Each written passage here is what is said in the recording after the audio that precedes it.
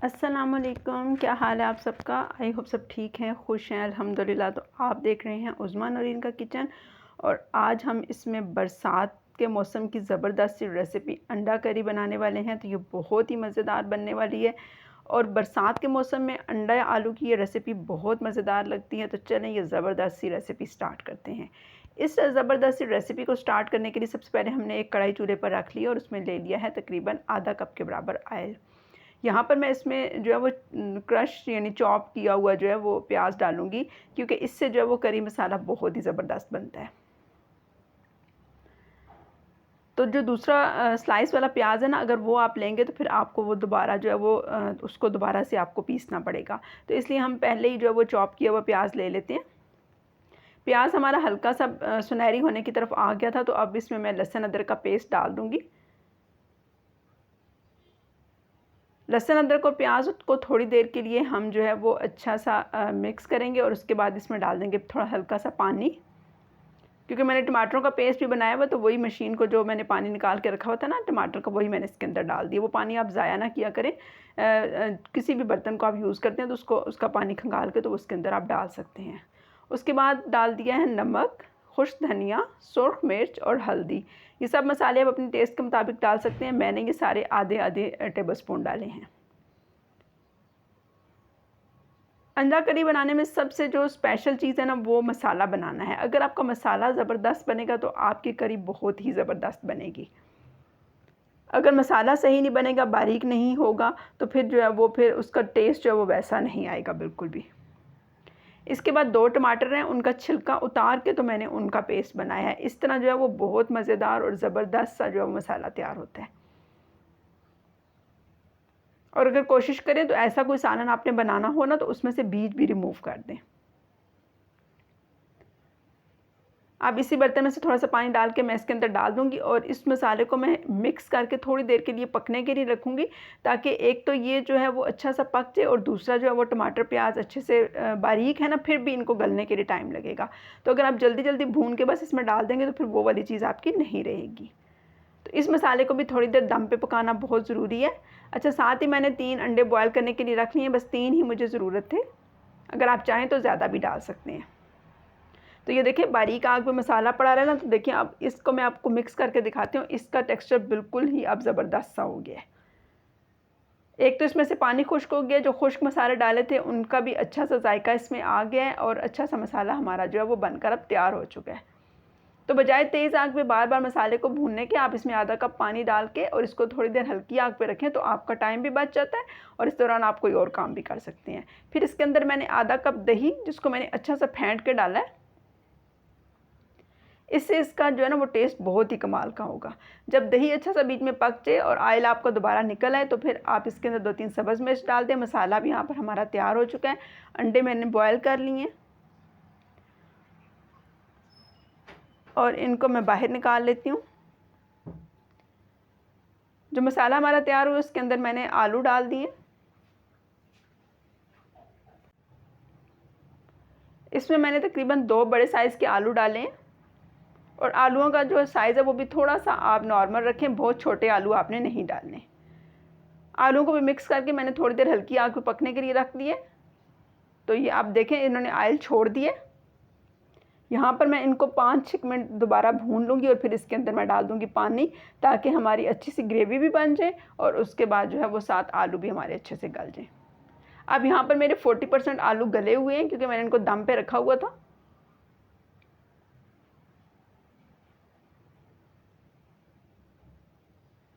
तो इसके अंदर जो है वो अब इसको अच्छा सा मैंने भून लिया। यहाँ पर 5 मिनट तकरीबन हो चुके हैं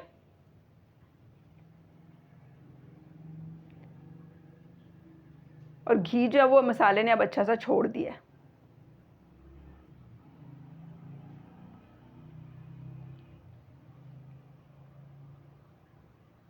तो पानी डालने से पहले जो है मैं ये सब्ज़ मिर्चें बीच में से निकाल दूँगी।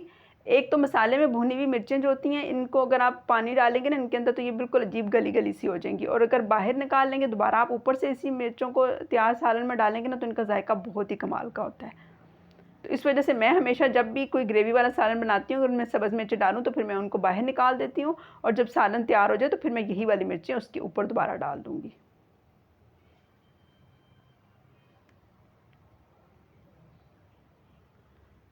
तो बाकी जो सालन है उसके अंदर मैं डाल दूँगी पानी। पानी आप अपने हिसाब का डाल सकते हैं। मैंने यहाँ तकरीबन 2 से 3 कप पानी डाला था, क्योंकि अभी आलू भी गलने हैं और फिर उसके बाद ग्रेवी भी बचेगी। साइडों से आप अच्छा सा मसाला उतार दें, क्योंकि ये मसाला जो बहुत ज़बरदस्त होता है और ग्रेवी में अच्छा सा मिक्स हो जाएगा। अगर यहीं पे लगा रहेगा तो फिर ऊपर ही सूखना शुरू हो जाता है। और इनको हम गलने के लिए रख देते हैं। तो अंडे जो है वो ठंडे हो चुके हैं, इनको मैंने ठंडे पानी में भी डाल के रखा हुआ था। अब इनका छिलका बहुत ज़बरदस्त तरीके से उतर जाएगा।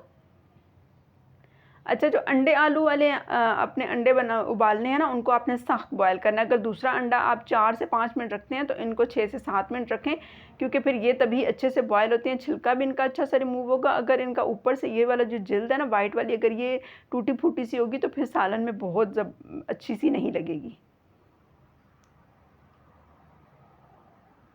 तो उसके बाद आप इनको ठंडे पानी में डाल के थोड़ी देर छोड़ दें और उसके बाद छीलें। तो ये देखें, और वैसे अब इन अंडों की जो है वो सारी जर्दी ऊपर की तरफ आई हुई है। सारे अंडों को जो है मैं आधा आधा काट लूँगी। मैंने इनको लंबाई के रुख काटा है, आप चौड़ाई के रुख भी काट सकते हैं, लेकिन क्योंकि अब जर्दी सारी ऊपर की तरफ आई हुई थी तो इस वजह से मुझे लंबाई के रुख में काटना पड़ा। तो ये कोई इतनी बड़ी बात नहीं है, जैसे भी आप काट लें। आलू हमारे जो हैं वो पक कर तैयार हो चुके हैं। इनको चेक कर लेते हैं कि ये गले हैं कि नहीं। तो ये बहुत अच्छे से अब गल चुके हैं और इतनी ग्रेवी हमारी बच गई जितनी हमें ज़रूरत थी। तो अब ये देखें, ये सब्ज़ मिर्चें मैंने इसके ऊपर वापस डाल दी हैं। अब चूल्हा मैंने बंद कर दिया है और इनकी अब ज़रा मसाले के साथ हम गार्निश कर लेते हैं। तो जो सालन हमारा तैयार हुआ उसके ऊपर हम डाल देंगे सब्ज़ धनिया, गरम मसाला, क्योंकि गरम मसाला जिस भी सालन में आप डालें ना वो बहुत ही ज़बरदस्त होता है। और थोड़ी सी डाल देंगे कसूरी मेथी, इसको हाथ में मसल कर डालें। ये मेथी मैंने घर में खुश्क की हुई है तो इसके बहुत ही कमाल का टेस्ट होता है, ख़ास तौर पे किसी दाल वगैरह में आप डालें या किसी ग्रेवी वाले सालन में। और साथ ही गरम मसाला भी मैंने अब डाल दिया। तो सालन हमारा यहाँ ज़बरदस्त सा पक कर तैयार हो चुका है।